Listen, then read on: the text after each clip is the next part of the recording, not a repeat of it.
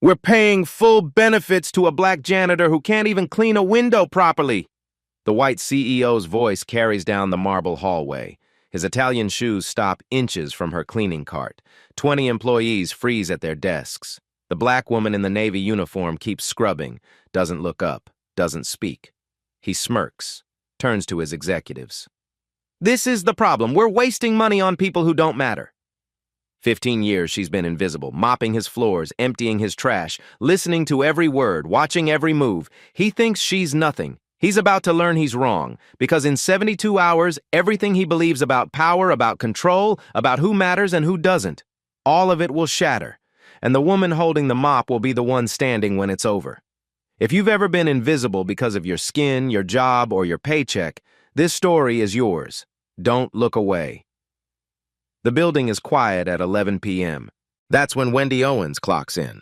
Badge number 003, the oldest employee ID in the system, 15 years, 5,400 nights. Nobody's ever asked why her number is so low. She pushes her cart through the service entrance on Pine Street, Portland, Oregon, March 2024. The cart's left wheel squeaks. She's reported it to maintenance 4 times. They never fix it. She's stopped asking. Evergreen Properties, LLC, 12 stories of glass and steel in the downtown financial district. Built 1994. Every floor, every window, every executive suite. She knows them all. Her uniform is navy blue. Wendy, embroidered over the pocket in white thread. The fabric is worn thin at the elbows. She's requested a replacement twice. HR said they'd order one. That was 8 months ago. The marble floors on 11 shine under fluorescent lights. That's her work. She buffs them every Tuesday and Friday. Uses the industrial polisher stored in the basement, 26 pounds. Her back aches after, but the floors are perfect. Executive suites empty by 6 p.m. Conference rooms go dark. Only security guards and custodial staff remain. And cameras nobody watches. She hums sometimes while she works. Gospel hymns her father taught her. His eye is on the sparrow. Precious Lord, take my hand. Nothing loud. Just enough to fill the silence. Her voice is low, warm. She learned those songs in a church basement in Northeast Portland 30 years ago, before her father got sick, before he died, before he left her something nobody knew about. Her phone buzzes at 2 a.m. Ashley, her granddaughter, 19 years old, sophomore at Portland State University, nursing program, Dean's List both semesters. Grandma, you eating? I had dinner, baby. Liar, what did you eat? Wendy smiles. Sandwich. From yesterday. I'm bringing you food tomorrow. You have class at 8. And you work till 7. We'll figure it out. This is why Wendy works nights. $16 an hour, 12 after taxes. Enough to cover Ashley's textbooks, lab fees, gas for the 2006 Honda Civic they share. Not tuition, Ashley has loans for that, but enough to keep her fed, safe, focused. Ashley's mother, Wendy's daughter, died 6 years ago. Car accident on I-5. Drunk driver. Ashley was 13. Wendy took her in, raised her, worked doubles to keep her in school. Now Ashley's going to be a nurse, first person in their family to finish college. That's worth every late shift, every aching knee, every executive who looks through her like she's furniture. Maria Gonzalez works floor 8, custodial staff, 9 years. They take lunch together at 2:30 a.m. in the basement break room. The fluorescent light flickers. The coffee machine is from 1998. They drink it anyway. You hear about the layoffs? Maria asks. Wendy nods. 5 people. Gone. Just like that. Anderson bought a Tesla, Maria continues. Black one. Saw it in the executive garage. $80,000 minimum. Stephen Anderson, CEO, 42, 3 years at Evergreen. Came in promising growth, efficiency, innovation, delivered stock buybacks and executive bonuses instead. We're still making $16 an hour, Maria says. Same as 2019, 5 years, no raise. Wendy sips her coffee, says nothing. It's not right. No, it's not. But Wendy's been watching longer than Maria knows, watching everything. At 3 a.m., she returns to floor 11, the executive floor. Corner offices with city views, leather chairs, glass desks, the conference room where Anderson fired 5 people this morning, and the portrait.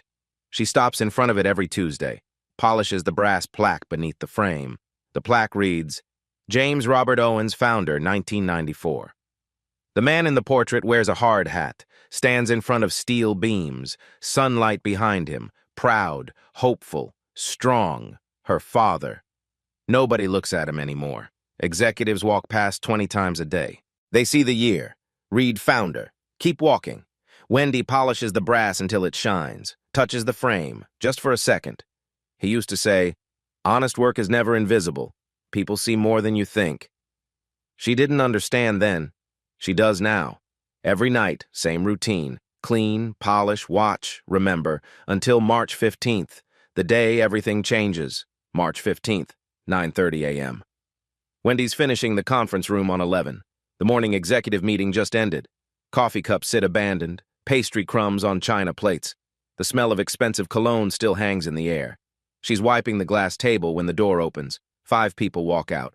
No, they stumble. 2 are crying.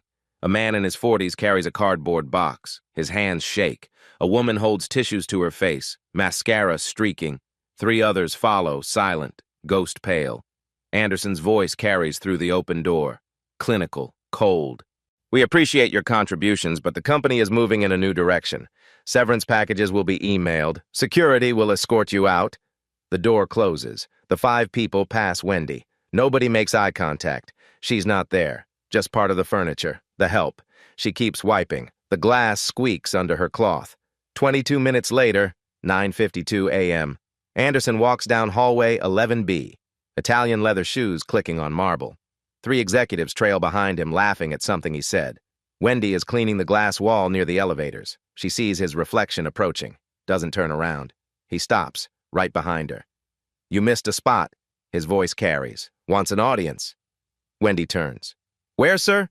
He points vaguely at the glass. "There." She looks. The glass is spotless. She's cleaned these windows for 15 years. She knows every inch. Anderson raises his voice. Makes sure the hallway hears. "We're paying full benefits to a black janitor who can't even clean a window properly." Silence drops like a hammer. 20 employees are in hallway 11B. 6 visible through office windows. 12 walking with files, coffee, phones. 2 waiting for elevators. Everyone hears. Everyone freezes. Anderson turns to his executives. Performs for them. "This is what I mean about cutting costs. We're wasting money on people who don't contribute, replaceable assets." 3 executives laugh, nervous, obligatory. 12 employees look at their shoes. 6 pretend they didn't hear. Wendy doesn't respond, doesn't blink, doesn't cry. She turns back to the glass, sprays cleaner, wipes, slow, methodical, perfect. Her hands tremble, just barely. She can feel it. Nobody else can see it. Anderson walks past the founder's portrait. Doesn't glance up. Never does. Wendy does. Looks straight at her father's face. 5 seconds. Long enough to remember. 90 seconds later, her phone buzzes. Maria, text message. "I heard everything. Channel 12 was open. I'm so sorry." The janitorial radio system. Used for supply requests. Someone left Channel 12 active. Maria heard it all from floor 8. Wendy doesn't reply. Just puts the phone away. She finishes the glass. Moves to the next window. Cartwheels squeak. Left side. Still broken. Nobody apologizes. Nobody checks on her. Nobody says a word. By lunch, the story spreads. Whispered in break rooms, texted between cubicles. Everyone knows, everyone heard, nobody does anything. That night, 11:15 p.m., Wendy sits in the basement storage room. Concrete walls, exposed pipes, the hum of the HVAC system overhead. She pulls out her phone, scrolls to a contact she hasn't called in 15 years. Thomas Bailey, attorney, labor and employment law. They met at church. He handled her father's estate, the will, the paperwork she couldn't understand at the time. She stares at his name for 30 seconds, then presses call. 3 rings. A man answers, voice deep, measured, careful. "Miss Owens, I was wondering when you'd call." Wendy closes her eyes. "How did you know?" "Because I've been watching the same things you have, and I knew eventually you'd stop waiting." "I need to talk about my father's company." "I know. When can you meet?" "Tomorrow, after my shift." 7 a.m. Coffee shop on Hawthorne. I'll bring the file." He pauses, then, "Wendy, it's time." She hangs up, sits in the silence. The fluorescent light flickers overhead. Somewhere 12 floors above her, Anderson is probably working late. Corner office, floor-to-ceiling windows, $80,000 car waiting in the garage. He thinks he owns this building. Tomorrow morning, he's going to learn the truth. March 17th, 2 days after the hallway. Wendy wakes up at 2 p.m. 6 hours of sleep. Not enough, but it never is. Her phone shows 17 missed notifications. She scrolls through them. 14 are from coworkers. Forwarded emails, all the same one. Sent yesterday at 2:32 p.m. from s.anderson@evergreenproperties.com. Subject, Operational Efficiency Update. She opens it. 3 paragraphs of corporate language, synergy, streamlining, optimizing human capital allocation. But 2 phrases jump off the screen. Non-essential personnel. Replaceable assets. Nobody is named. Nobody needs to be named. Every custodian, every maintenance worker, every security guard knows exactly who he means. The email went to all 150 employees, management, department heads, board members, everyone. 4 people forwarded it to Wendy separately within 2 hours. No message, just the forward. Solidarity without risk. She deletes it. Gets ready for her shift. March 19th, Thursday, 3 p.m. Wendy's phone rings. She's been asleep 4 hours. Miss Owens? A woman's voice. Professional. Scripted. Yes? This is Jennifer from Human Resources. We're adjusting some schedules to better align with operational needs. Starting Monday, your shift changes to 3 a.m. to 11 a.m. Wendy sits up. 3 a.m.? Correct. Will you be able to accommodate this change? Why? Operational efficiency, as outlined in the recent email communication. The night shift, when nobody's here except us. You're changing it to day shift. The decision has been finalized. We need your confirmation by end of day Friday. Wendy thinks fast. Ashley, class at 8 a.m. They share one car. If Wendy works 3 to 11, she can't drive Ashley to school. The bus adds 90 minutes each way. Ashley will miss morning labs. I need to think about it. Friday, Miss Owens, 5 p.m. The line goes dead. Wendy doesn't sleep the rest of the day. March 21st, Maria texts at 10:43 a.m. They called me into HR. Threatened to fire me if I keep talking to you outside work. Wendy calls immediately. Maria answers, voice shaking. They said I was spreading rumors, creating workplace hostility. What rumors? They wouldn't say. Just told me any further fraternization with you outside work hours would result in termination. That's illegal retaliation. I know. But I have 3 kids, Wendy. I can't afford lawyers. I can't lose this job. I understand. I'm sorry. Don't be. This isn't your fight. But Maria's not the only one. Carlos, custodian floor 6, 5 years, gets written up for incomplete cleaning protocols. Spots he supposedly missed. Nobody can show him where. Lynn, maintenance, basement level, 8 years, receives a formal warning for unsatisfactory performance. No specifics. No prior complaints. Nothing. Both violations go in their permanent files. One more strike and they're terminated. The message is crystal clear. Associate with Wendy Owens and you're next. March 23rd, Saturday, 7 a.m., Hawthorne Coffee Shop, small place. Acoustic music playing, smell of espresso and cinnamon rolls. Thomas Bailey sits in the back corner. 51 years old. Gray temples, wire-rimmed glasses, leather briefcase older than Wendy's car. He stands when she approaches. Orders her tea without asking. Black tea, no sugar. He remembers from 15 years ago. They sit. Bailey sets the briefcase on the table, opens it, pulls out a folder, yellow with age, Oregon Corporation Commission seal stamped on the cover. You've been patient, he says. 15 years, why now? Wendy wraps both hands around her cup. The ceramic is warm. Because he called me a black janitor who can't clean windows, in front of 20 people, on camera.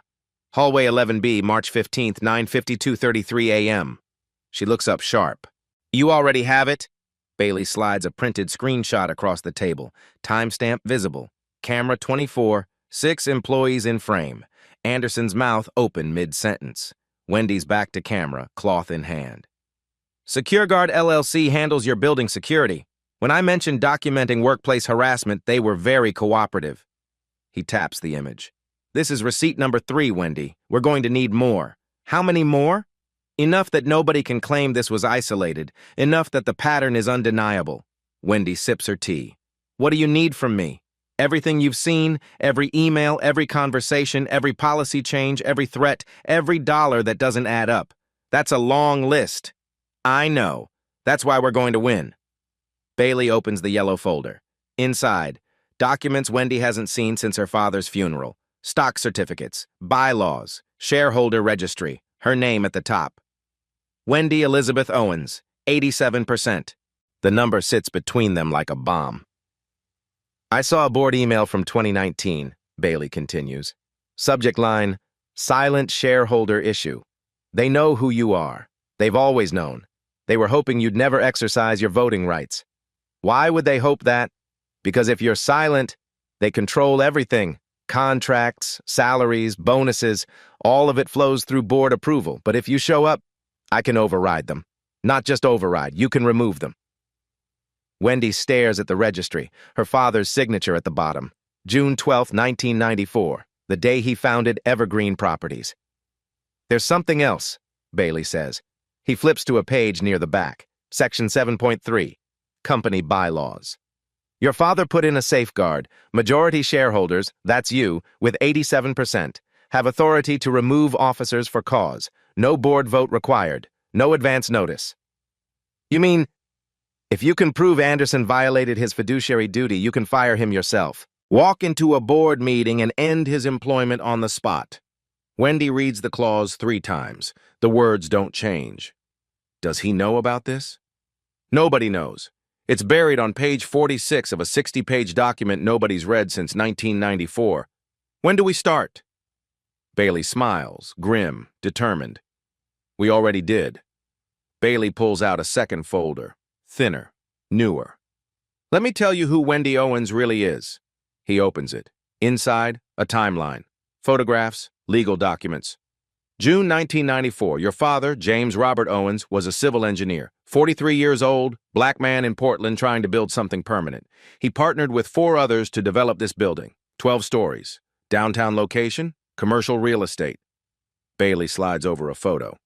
5 people standing in front of steel framework. Her father in the center, hard hat, proud smile. He put in 60% of the capital, took out a second mortgage, worked 18-hour days. The building opened January 1995. Another document, the original shareholder agreement. James Owens, 60%, 4 partners split the remaining 40. One of those partners was Gloria Davis. She still sits on the board. Wendy's finger stops on the name. I remember her. She came to Dad's funeral. She did, and she's the only board member who didn't sign the 2019 email about keeping you quiet. Bailey flips pages. Your father ran Evergreen for 14 years, built it into a profitable property management company. Then 2008 happened, financial crisis, he got sick, pancreatic cancer, stage 4. Wendy's throat tightens. She was there. She remembers. He died February 2009, left everything to you, his only child, 87% of the company. I didn't want it. I didn't know anything about running a business. You didn't have to run it. That's what the board was for. But your father put Section 7.3 in the bylaws for a reason. He wanted to make sure the real owner always had final say. Bailey leans forward. So here's my question, Wendy. Why did you become a janitor in your own father's building? She's quiet for a long time. Outside, Portland morning traffic hums past. Someone laughs at the counter. The espresso machine hisses. Because I wanted to see it from the bottom, she finally says. Dad always said, if you want to know how a building really runs, don't ask the CEO. Ask the janitor. So you applied for a custodial position. Under my maiden name, Wendy Ross, nobody made the connection. And you've been watching ever since. 15 years. Every executive who came through, every board meeting, every policy change. I wanted to see if they'd run it the way Dad intended. Which was? A place that treated people with dignity. All people. From the CEO to the custodian. And Wendy's jaw tightens. They didn't. Bailey closes the folder. Then it's time they remembered who actually owns this building. He pulls out a business card, writes a date on the back, May 3rd, 2024. That's the next board meeting, open session. Shareholders can attend. You're going to walk in there with this. He taps the shareholder registry. And this. He taps Section 7.3. And you're going to take your company back. What if they fight? They will. That's why we're spending the next 6 weeks building an airtight case.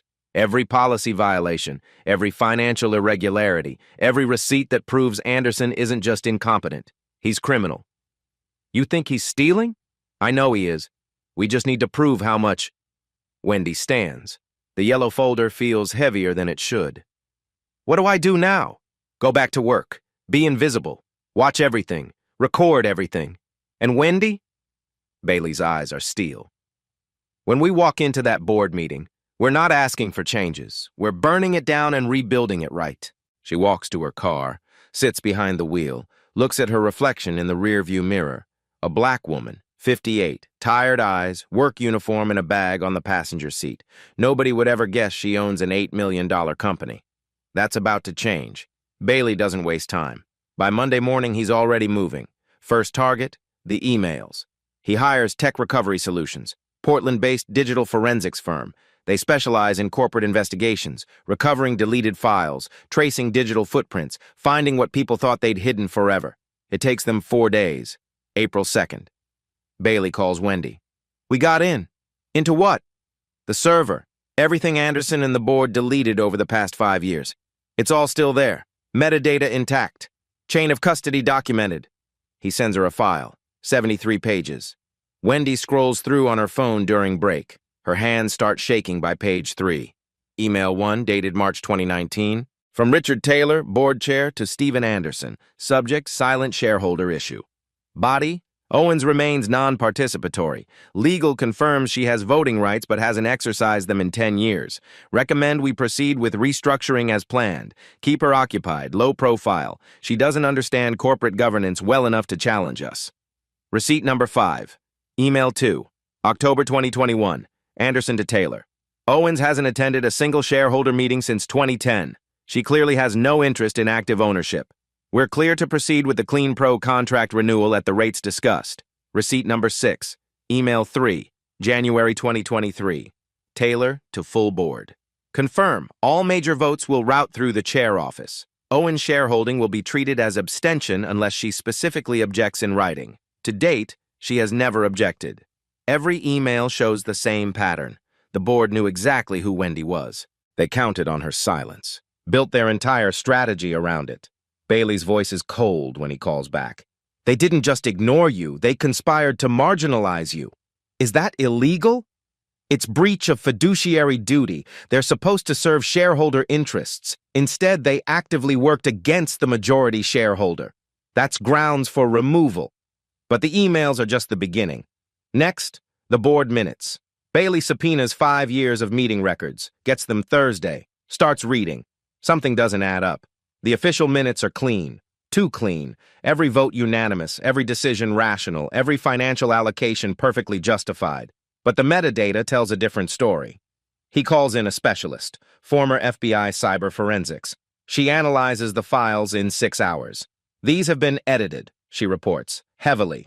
She shows Bailey the evidence. File, board_minutes_2023Q4.docs. Created February 15, 2024 at 3:42 p.m. Modified 12 times over 13 days. Final edit February 28th. Entire sections deleted. Version history still shows the ghost text. Original version mentioned, Clean Pro Solutions contract renewal at $85,000 monthly, 4 times market rate for comparable services. Edited version, contractor services renewed at competitive rates. Original. Owens' shareholder status requires minimal communication per established protocol. Edited version. That sentence doesn't exist. Receipt number 7. They knew someone might look eventually, Bailey explains to Wendy, so they cleaned up the record, but they didn't know we could recover the original versions. Wendy sits in her car reading the deleted minutes. It's 4 a.m. She's on break. The city is dark around her. She feels sick. These people weren't just dismissive. They were actively covering their tracks. Next target, the money. Bailey files a motion with Circuit Court.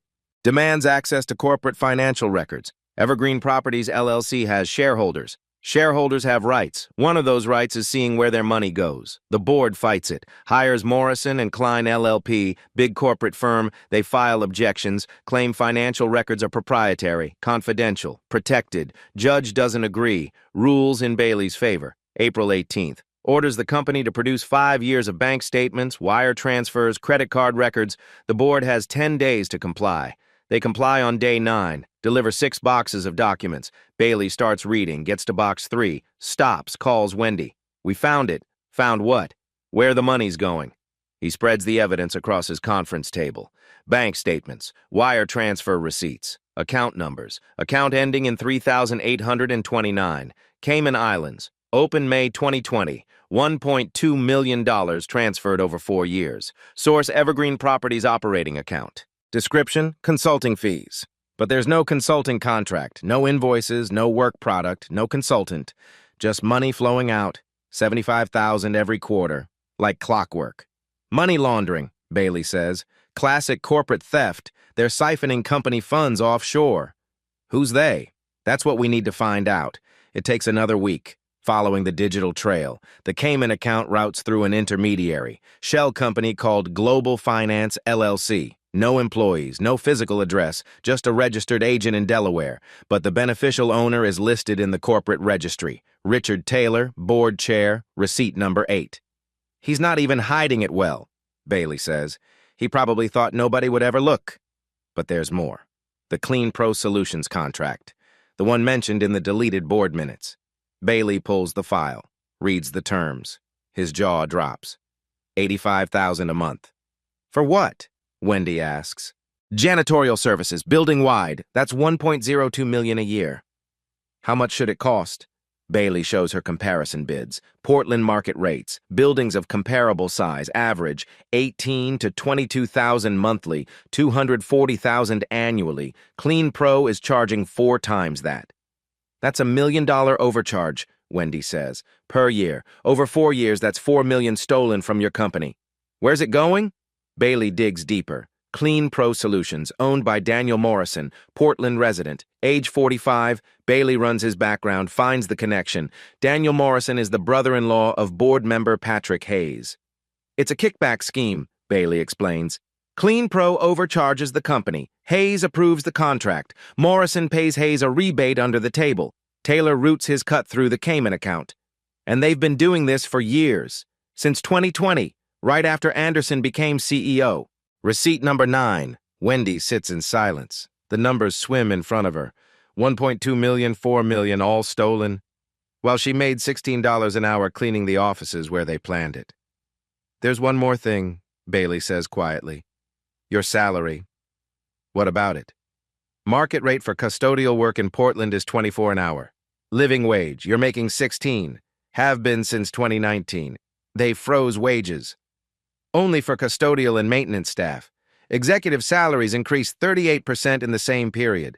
Anderson personally went from $280,000 to $1.2 million. The math is brutal.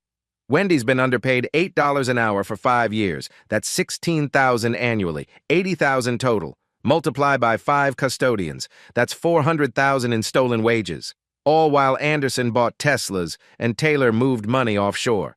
I want to throw up, Wendy says. Don't get angry, because we're not done yet. Bailey makes one more call, this one to a friend at the Oregon Labor Bureau. Off the record, just asking questions. Hypothetically, Bailey says, if an employer systematically underpaid minority employees while inflating executive compensation, what would that look like? His friend is quiet for a moment. Then, wage discrimination, potentially a class action, definitely EEOC territory. What if the same employer retaliated against employees who complained? Then you're looking at multiple federal violations. Bailey hangs up, looks at Wendy. We have them. Financial fraud, wage theft, retaliation, breach of fiduciary duty, every piece documented, every transaction traced, every email recovered. He stacks the receipts on his desk. 9 so far, each one a nail in Anderson's coffin. This isn't just firing a bad CEO anymore, Bailey says. This is a criminal case. Federal prosecutors will want this. Wendy stares at the stack. 15 years of watching, waiting, recording, it's all here. Every crime, every lie, every stolen dollar. She thinks about Maria, about Carlos and Lynn, about the 5 people fired so Anderson could buy a car, about Ashley working doubles to afford textbooks while Taylor moved millions offshore, about her father, the man who built this company with his own hands, who believed in treating people with dignity. They destroyed everything he built. Not anymore. When do we move? Wendy asks. Bailey checks his calendar. Board meeting is May 3rd, 3 weeks. That gives us time for one more thing. What's that? The smoking gun, the receipt that makes this undeniable. He smiles, cold, determined. Let's find out what Anderson spent company money on personally. The board finds out someone's digging. April 25th. That morning, Wendy's phone rings at 2 p.m. She's asleep. Worked until 7 a.m. Manages 4 hours before the call wakes her. Unknown number. Miss Owens? Male voice. Professional. Sharp. This is Jonathan Klein from Morrison & Klein LLP. We represent Evergreen Properties. Are you available to speak?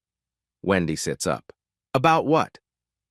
We're calling regarding certain allegations that have come to our attention. Specifically, we understand you've been making claims about company financial improprieties and executive misconduct. I haven't made any claims.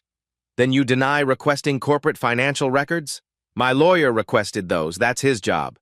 Miss Owens, let me be direct. The board is prepared to take legal action if these baseless accusations continue. Defamation is a serious matter. So is stealing company money. Silence on the line. Then, you'll be receiving formal documentation shortly. He hangs up. The letter arrives that afternoon. Overnight delivery, 8 pages, Morrison & Klein LLP letterhead, cease and desist. Wendy reads it twice. The language is designed to intimidate, tortious interference, defamatory statements, irreparable harm to corporate reputation. They demand she stop making false accusations and attempting to interfere with board governance. Deadline. Respond within 10 business days or face litigation. Attached. A list of dates. Every shareholder meeting she missed from 2010 to 2024. 14 years. 56 meetings. They're calling it abandonment of shareholder responsibilities. Bailey reads it over the phone. Laughs. They're terrified. This is desperation.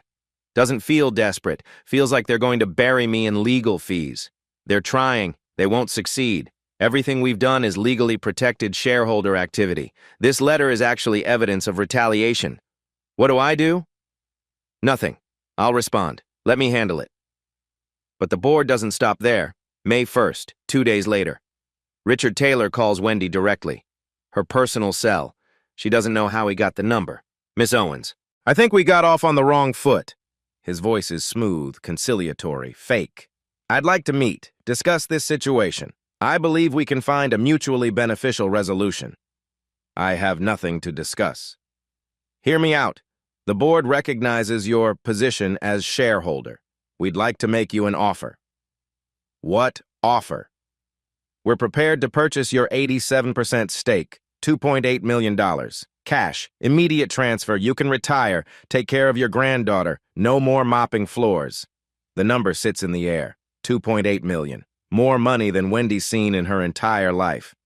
But Bailey already ran the valuation. Evergreen Properties is worth $7.2 million. 87% of that is $6.2 million. They're offering less than half what she owns. This offer expires in 48 hours, Taylor continues. After that, things get complicated. Legal battles, audits, public scrutiny. These things can destroy reputations, Miss Owens, yours included. Mr. Taylor, Wendy's voice is steel. My father didn't build this company to be sold to people who abuse it. The answer is no. You're making a mistake. So are you. She hangs up. That night, Ashley calls. 3 a.m. crying. Grandma, someone followed me. Wendy's blood freezes. What? After class, from campus to the parking lot. White guy, suit, just walking behind me. I got to the car and he kept walking, but Grandma, I'm scared.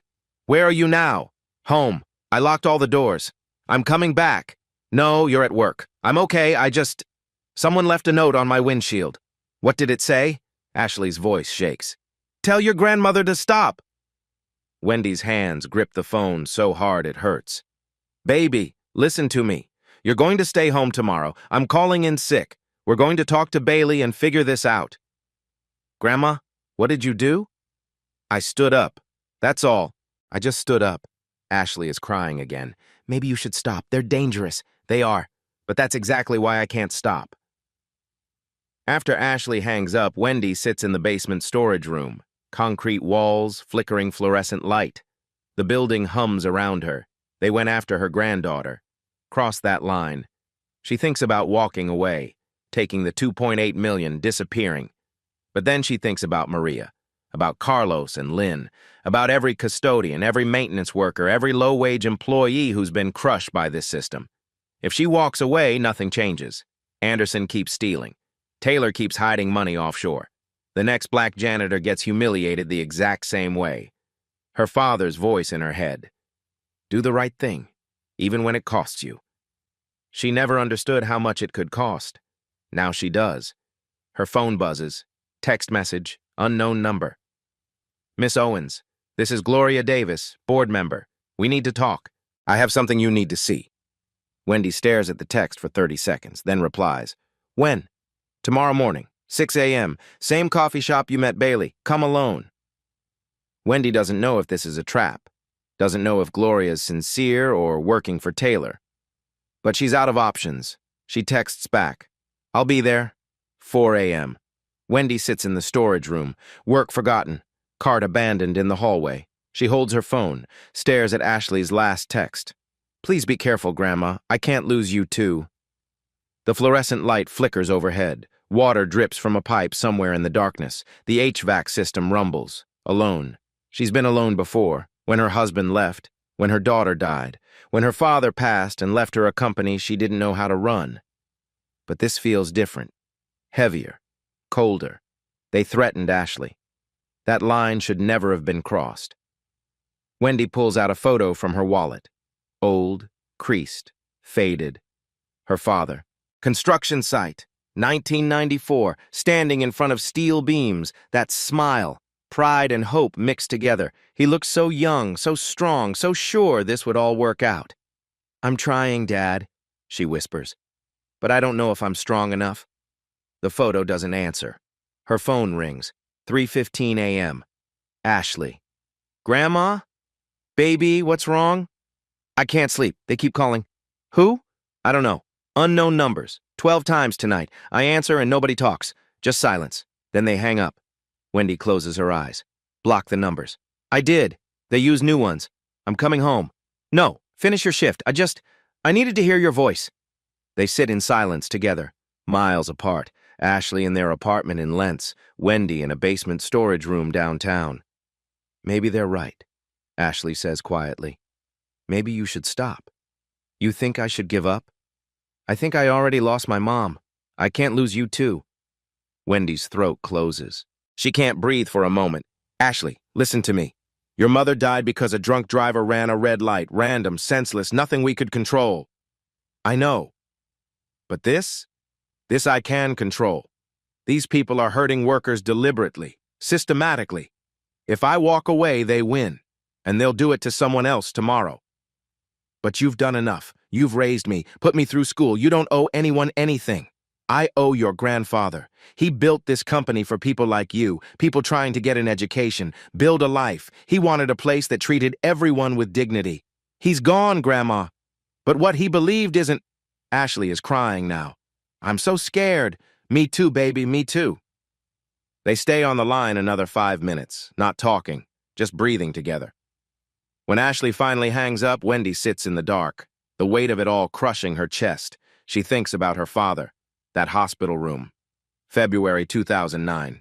The smell of disinfectant and dying. His last words to her. The company is yours now. You don't have to run it. Just watch over it. Make sure they remember what it was built for. What if I can't? She'd asked. You can, because you know what matters. People, not profit. 15 years ago, she made a promise. She's kept it by watching, waiting, staying invisible. But watching isn't enough anymore. Wendy stands. Her knees ache. Her back hurts. She's 58 years old and tired in her bones. But she's not done. She picks up her phone, texts Gloria Davis. I'll be there 6 a.m. Then she finishes her shift. Every floor, every window, perfect. Because this room, nobody sees it. But it matters. The work matters. Her father taught her that. And tomorrow morning, she's going to show the board exactly what that means.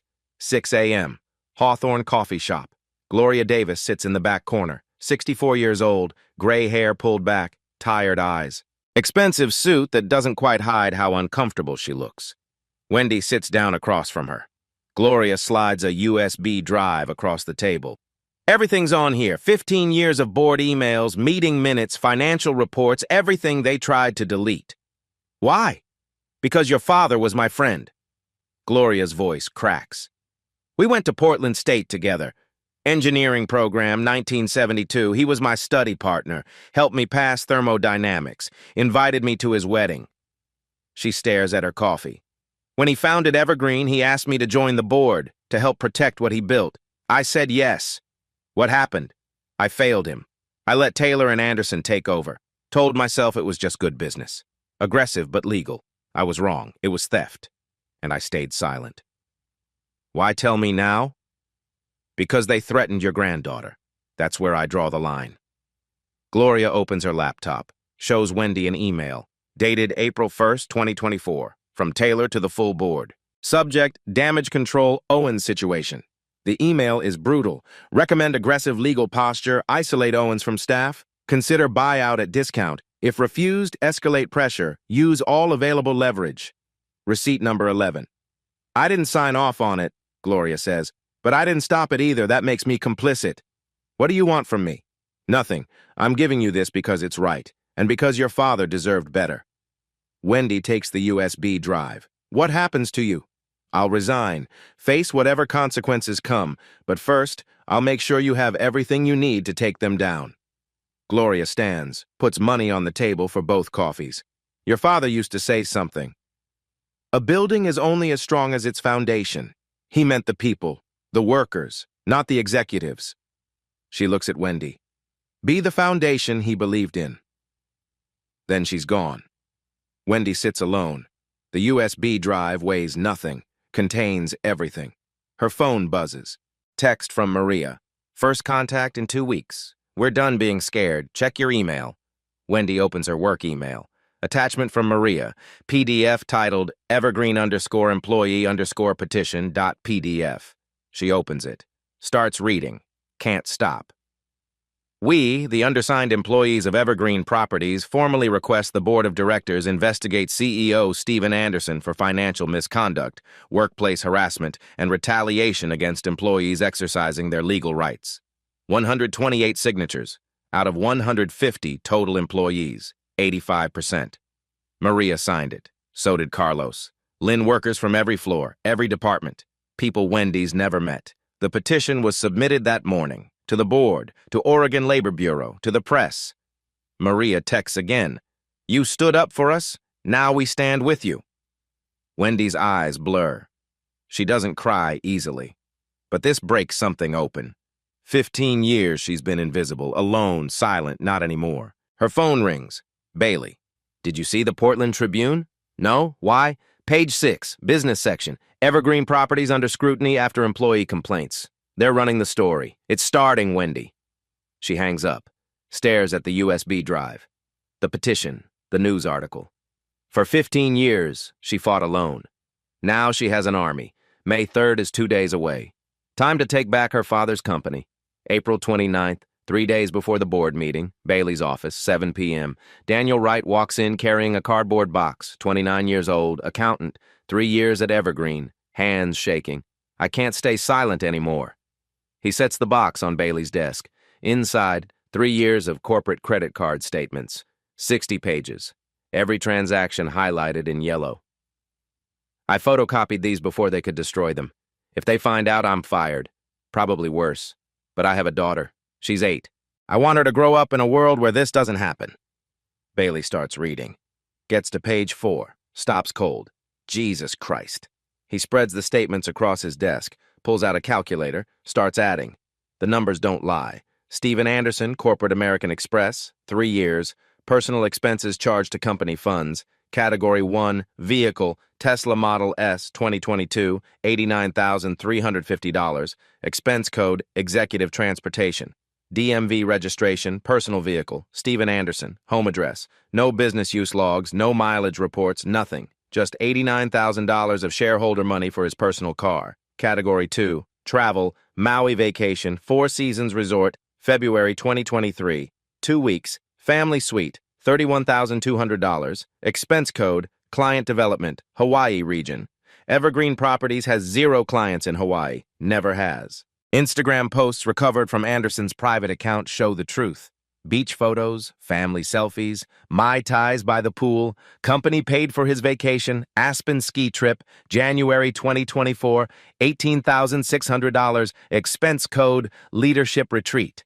No other employees attended, just Anderson and his family. Category 3, home renovation. This one makes Bailey physically angry. Morrison Construction LLC, owned by Daniel Morrison, same Morrison who runs Clean Pro. Same Morrison connected to board member Hayes. Work performed, August 2022 through March 2023, $120,400. Expense code, office renovation, executive suite. Building permits tell the real story. Filed with the city. Address, 1856 Oak Street, Portland. Anderson's home address. Residential permits, not commercial. Kitchen remodel, bathroom upgrades, new deck. All paid with company money. Total personal expenses, $259,550. All charged to Evergreen Properties. All coded as business expenses. All signed off by Anderson himself. I flagged this to the CFO last year, Wright says. She told me to reclassify and move on. When I pushed back, she said CEO discretion wasn't my concern. Bailey looks up. You're a hero. You know that? I'm terrified. They'll come after me. They will, but you just handed us the smoking gun. This isn't just kickbacks anymore. This is embezzlement, fraud, criminal misappropriation of corporate funds. He photographs every page, uploads them to secure cloud storage, makes 5 backup copies. Receipt number 12, the big one, the case ender. Bailey calls Wendy. Midnight. We have him. Have what? Everything. $259,000 in personal expenses, Tesla, vacations, home renovation, all charged to your company, all documented, all illegal. Silence on the line. Then, he bought a Tesla while I was taking the bus to afford Ashley's textbooks. I know. What happens now? Tomorrow I file a complaint with the district attorney, criminal charges. Then we walk into that board meeting with every receipt, every email, every bank statement, and you fire him. Can he fight it? With what? We have corporate credit card statements, building permits, Instagram posts, his own signature on every fraudulent expense report. There's no defense. Wendy is quiet for a long time. Bailey hears her breathing, thinking. Tom, she finally says, when I walk into that room, I want everyone to see. Every employee, every shareholder, every person who thought I was invisible. They will. No. I want them to see me fire him, myself, using Section 7.3. That's the plan. Then let's end this. May 3rd, 10 a.m., Evergreen Properties boardroom, 12th floor. 30 people sit in silence, 5 board members at the head table. Stephen Anderson in the center, his lawyer beside him, 10 senior employees, 12 custodial and maintenance staff, Maria, Carlos, Lynn, all requested to attend by Bailey. 1 reporter from Portland Tribune, notebook open. The air conditioning hums, someone coughs, nobody speaks. 10:02. The door opens. Wendy Owens walks in. Not in uniform, black suit, simple, professional, hair pulled back. She carries a leather folder under one arm. Bailey walks beside her. 30 heads turn. Anderson's face goes pale. He knows. Finally, he knows. Richard Taylor, board chair, stands. Miss Owens, this is a closed board session unless you have, Bailey cuts him off. Miss Owens is the majority shareholder, 87%. Under Section 7.3 of the company bylaws, she has the right to attend all board meetings and exercise immediate executive authority. He hands Taylor a document. The corporate registry. Wendy's name highlighted. Taylor's hand shakes reading it. Gloria Davis, the only board member who already knew, says quietly, "It's authentic, Richard. I verified it." Anderson stands. "This is absurd. She's a janitor. She can't—" "Sit down, Mr. Anderson." Wendy's voice cuts like ice. He sits. Bailey connects his laptop to the projector. The screen lights up behind Anderson's head. Slide 1. Oregon Corporation Commission filing, 1994. Wendy Elizabeth Owens, 87% shareholder. Slide 2. Email timeline. 2019. Keep silent shareholder quiet. 2021. Owens non-participant. 2023. Route proxies through chair. Slide 3. Clean Pro contract. $85,000 monthly. Market rate $21,000. 400% overcharge. Slide 4. Offshore account Cayman Islands. $1.2 million. Richard Taylor, beneficiary. Slide 5. Anderson's personal expenses. Tesla, $89,000. Maui, $31,000. Home renovation, $120,000. Total, $259,000. Every slide backed by documents, bank statements, building permits, Instagram photos, corporate credit card records. The room is dead silent. Anderson's lawyer whispers in his ear. Anderson's face goes from pale to gray. Mr. Anderson. Wendy stands, opens her leather folder, pulls out the company bylaws. Let me show you what 15 years of mopping floors taught me. She walks to the head of the table, stands directly in front of him. Section 7.3, Company Bylaws, written by my father in 1994. Majority shareholders have the authority to remove officers for cause. No board vote required. No advance notice. She looks at every board member, then back to Anderson. You stole from this company. You abused your position. You disrespected every worker in this building. You humiliated me in front of 20 employees because you thought I was nobody. 3 seconds of silence. Stephen Anderson. I am exercising my authority as majority shareholder of Evergreen Properties. She sets the bylaws on the table in front of him. You are fired, effective immediately. Anderson opens his mouth. Nothing comes out. His lawyer tries. The board has to vote. Section 7.3 is clear, Bailey says. No vote required. His employment is terminated. Wendy looks at the board. Does anyone wish to challenge this decision in court? All evidence will become public record. Gloria Davis. I support the decision. Richard Taylor stares at the offshore account slide. Says nothing. The other 3 board members stay silent. Mr. Anderson, Wendy says. Leave. He stands, legs shaking, walks to the door, stops, turns back. You're just I'm the owner. Wendy's voice doesn't rise, doesn't need to. And you're fired. The door closes behind him. Nobody moves for 10 seconds. Then Maria stands, starts clapping. Carlos joins her. Then Lynn. Then all 12 custodial staff. Then the reporter. Then everyone except Taylor and 2 board members. Wendy doesn't smile, just nods once. This company was built by my father to serve people, not to enrich executives who think workers are invisible. That ends today. She looks around the room. Every person in this building, from CEO to custodian, will be treated with dignity, because the work matters, the person matters. That's what my father believed. That's what I believe. The applause continues. Wendy picks up her folder, walks to the door, stops beside her father's portrait on the wall, touches the frame, just once, then leaves. 3 months later, August 2024. The independent audit finishes. Total theft. $1.38 million. Additional violations found. More than Bailey expected. District attorney files charges. Stephen Anderson faces trial in 2025. Embezzlement, fraud, breach of fiduciary duty. Faces 15 years if convicted. Richard Taylor resigns under investigation. 2 other board members follow. Gloria Davis becomes interim CEO. Wendy declines the position. I'm not qualified to run a company, but I know who is. Company changes happen fast. Custodial wages, $16 to $24 per hour. Portland living wage. Effective immediately.